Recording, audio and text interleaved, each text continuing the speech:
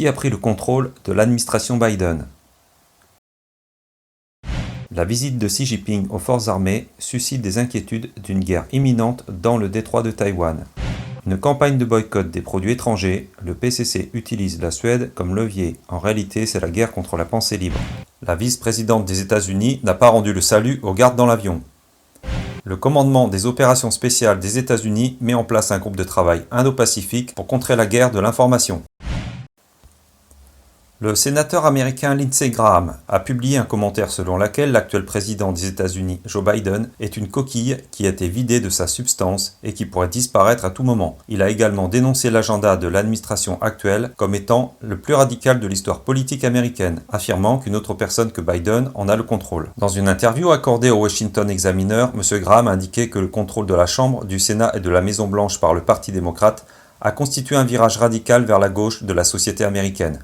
Graham attribue ce changement aux démocrates libéraux comme la députée Alexandria Ocasio-Cortez, plus connue sous le nom d'AOC, et le sénateur Bernie Sanders. Ils ont fait pression pour mettre en œuvre les politiques subversives, notamment l'adoption de la loi sur l'égalité à la Chambre des représentants, afin d'interdire la discrimination fondée sur l'orientation sexuelle et l'identité de genre. M. Graham a ensuite révélé la réalité de la situation actuelle de Biden à Washington. Il a déclaré « Pour autant que nous le sachions, Biden est une coquille vide ou n'existe pas ». Il a également déclaré « Je ne sais pas ce qui se passe dans l'administration Biden ». Lorsqu'on lui a demandé si Biden était responsable des politiques mises en œuvre par son administration, M. Graham a répondu « Il ne l'est pas ». Puis il a demandé « Savez-vous qui, à mon avis, est au pouvoir ?» Sa réponse « Le chef de la majorité au Sénat, Chuck Schumer ». Mais il a également révélé que la position de Schumer n'est pas vraiment stable car il devra faire ce que la gauche radicale veut ou être démis de ses fonctions. M. Graham a noté que les démocrates ne seraient disposés à négocier de bonne foi avec les républicains que si ces derniers reprenaient le contrôle de la Chambre ou du Sénat lors des élections de mi-mandat de 2022. La récente visite du secrétaire général du PCC Xi Jinping dans la province du Fujian a suscité des inquiétudes quant à la possibilité qu'il rende visite aux militaires. Cela est considéré comme un indicateur possible de l'évolution de la situation dans le détroit de Taïwan. Mais jusqu'à la fin du voyage le 25 mars, le responsable n'a pas révélé l'information de l'arrivée de Xi Jinping au Fujian. Dans la soirée du 26 mars, l'agence de presse Xinhua a rapporté que lorsque Xi Jinping a inspecté le deuxième corps mobile de la police armée à Fuchu, le 24, cela a nécessité de renforcer globalement la formation et les préparatifs. Dans un article paru dans le Beijing Spring, le commentateur des affaires nationales Sun Taluo a révélé que la visite de Xi Jinping à la deuxième armée mobile avait pour but de prévenir et de réprimer les émeutes urbaines à grande échelle dans les grandes villes de Taïwan, immédiatement après la réunification du pays par le PCC. Le plan du PCC consisterait à débarquer 300 000 soldats de campagne à Taïwan et à éliminer la principale force de l'armée taïwanaise, puis de laisser une douzaine d'unités de police armée prendre le contrôle des villes. Une période de domination violente sur Taïwan serait mise en place. Sun Taluo a précisé que c'était la véritable raison de la visite de Xi Jinping dans le Fujian et qu'une guerre majeure dans le détroit de Taïwan était imminente. Cependant, selon un communiqué de presse de Xinhua, le média officiel du Parti communiste chinois, lorsque Xi Jinping a écouté le rapport du travail du comité provincial du PCC de Fujian et du gouvernement provincial le matin du 25, il a appelé à promouvoir l'intégration par la communication, promouvoir l'intégration par les avantages et promouvoir l'intégration par l'amour, pour promouvoir l'intégration et le développement de la région du détroit. Les médias étrangers ont considéré qu'il s'agissait d'un discours doux, ce qui est différent du ton de la préparation de la guerre et des combats. Il a également des commentaires selon lesquels il s'agit d'un écran de fumée du PCC. Auparavant, les avis divergeaient sur le moment où le Parti communiste chinois attaquerait Taïwan. Certains analystes pensaient que ce serait dans les 6 ans. Tandis que d'autres soulignaient que le Parti communiste chinois unifierait Taïwan par la force dans les 2 ans. Chercheur à l'Institut chinois d'études internationales, un groupe de réflexion dépendant du ministère chinois des Affaires étrangères, a déclaré qu'il était peu probable que la Chine unifie Taïwan par la force dans un avenir proche. L'article peut représenter une tentative du système diplomatique chinois pour calmer le jeu. Mais il montre également qu'il existe des divisions internes au sein du Parti communiste. Il semble que la rhétorique du PCC sur l'utilisation de la force contre Taïwan change de temps en temps. Mais lorsque l'Institut américain à Taïwan a signé un protocole d'accord sur la coopération en matière de patrouille maritime avec le Bureau de représentation des États-Unis le 21 mars, l'armée du PCC a envoyé 20 avions militaires pour interférer avec l'A-10 du sud-ouest et du sud-est de Taïwan. C'est le plus grand nombre de sorties depuis que le ministère de la Défense nationale a publié cette statistique.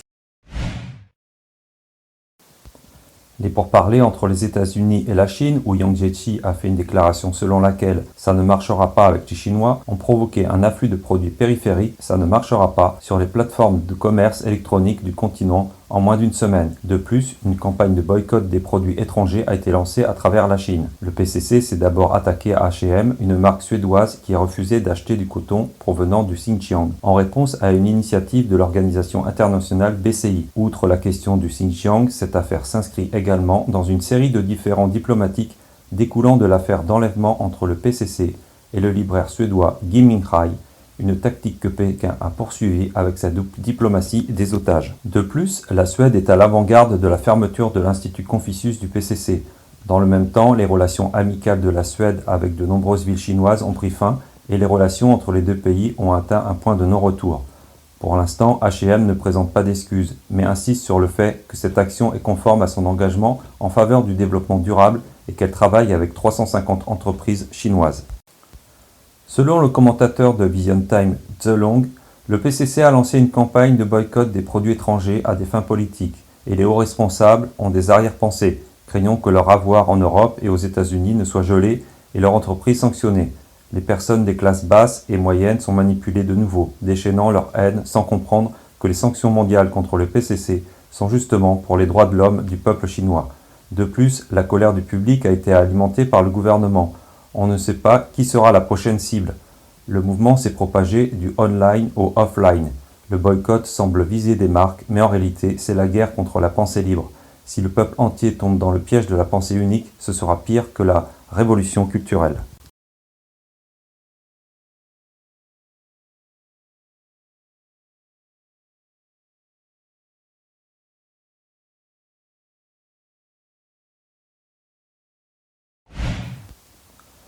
Le président des États-Unis a fait une tradition non écrite de saluer les gardes à bord d'un avion, et c'est également devenu une pratique pour le vice-président.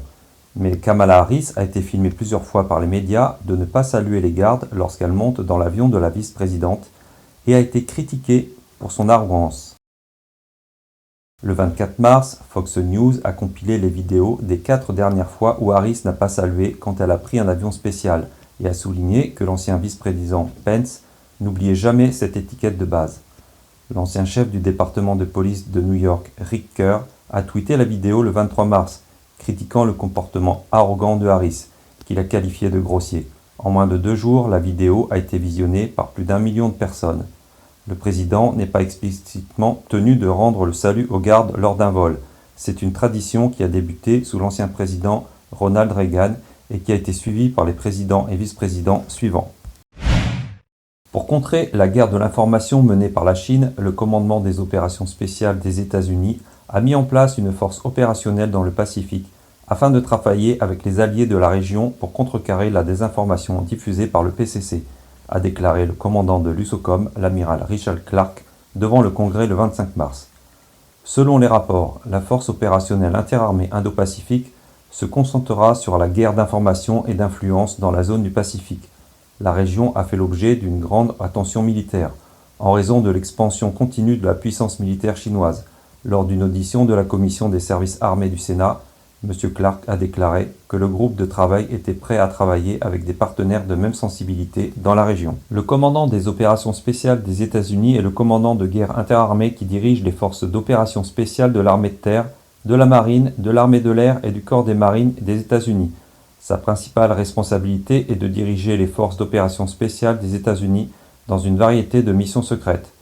La force opérationnelle interarmée Indo-Pacifique est l'une des idées les plus récentes de l'armée pour tenter de contenir l'influence et les opérations d'information d'adversaires perturbateurs. Les responsables militaires sont de plus en plus préoccupés par ces opérations déroutantes et suspectes. Paul Nakasone, commandant de Cybercom, a fait référence à la directive Defense Forward du ministère de la Défense lors d'une audition au Sénat le 25 mai, demandant au commandant du cybercombat de se rapprocher le plus possible des adversaires dans le cyberespace en dehors des États-Unis, car c'est la clé pour contrer les cyberopérations et les opérations d'influence étrangères lorsqu'elles pénètrent aux États-Unis. C'est la clé pour contrer les réseaux et les influences étrangères qui entrent aux États-Unis. À l'approche de l'élection de 2020, le Cybercommand avait lancé plus d'une douzaine d'opérations pour dissuader les menaces des puissances étrangères. Cependant, l'armée n'est qu'une force nationale parmi d'autres pour dissuader de telles activités malveillantes. Le pouvoir réside dans la collaboration avec le département du Trésor, le FBI, le département de la Justice et le département de la Sécurité intérieure.